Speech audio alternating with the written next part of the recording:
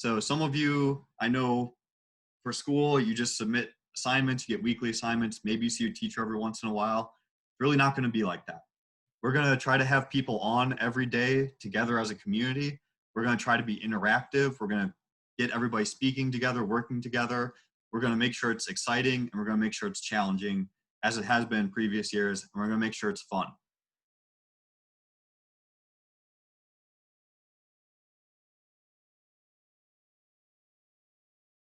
So just based on what you all know, can you think of either examples or ideas you've heard about how to make either like policing or prisons or the legal system more fair or less inequitable?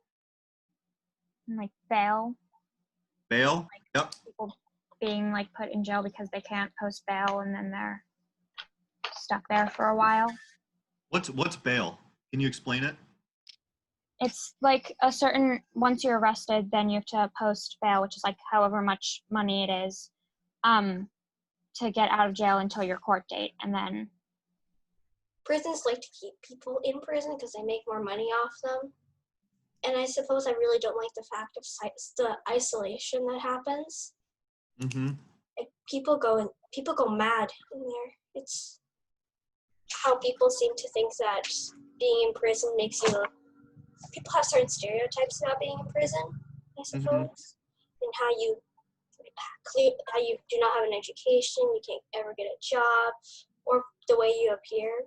When we talk about criminal justice reform at camp, we might talk about some of the issues on the screen, including police reforms about like, you know, some people say that policing or people who police can be racist or can be bigoted towards people. So maybe things like sensitivity, diversity training.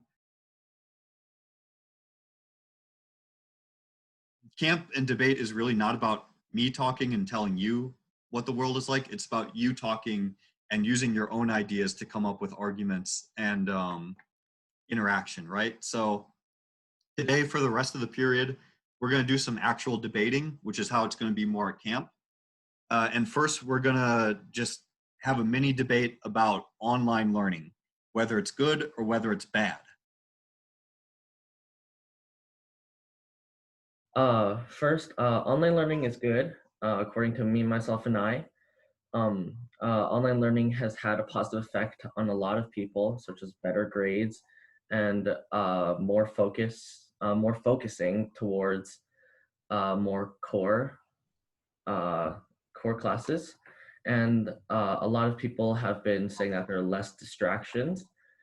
And so obviously less distractions means more learning and more quality learning too. And I'm also getting a lot more sleep because my school is actually quite far away from where I live. And I always had to wake up early and get driven there. But now I can just wake up maybe like 15 minutes before and I still, log in on time. And obviously everyone knows that sleep is beneficial for learning, and it's a major thing in, development of your brain, body, and mental state.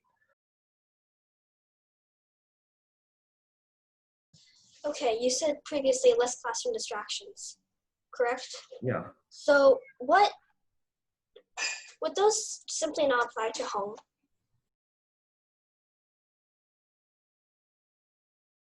Online learning is not good for everyone.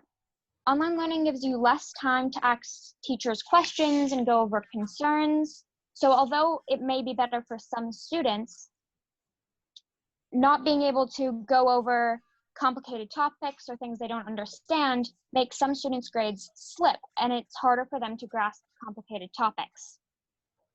Online learning also makes students create their own schedule.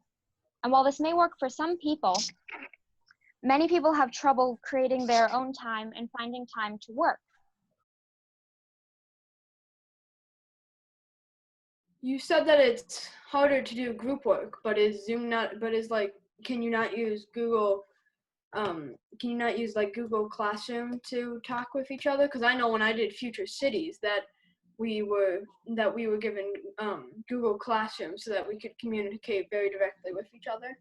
You can use emails and texts and video chats, but it's not the same as being able to all work on a poster or a model together in the same space.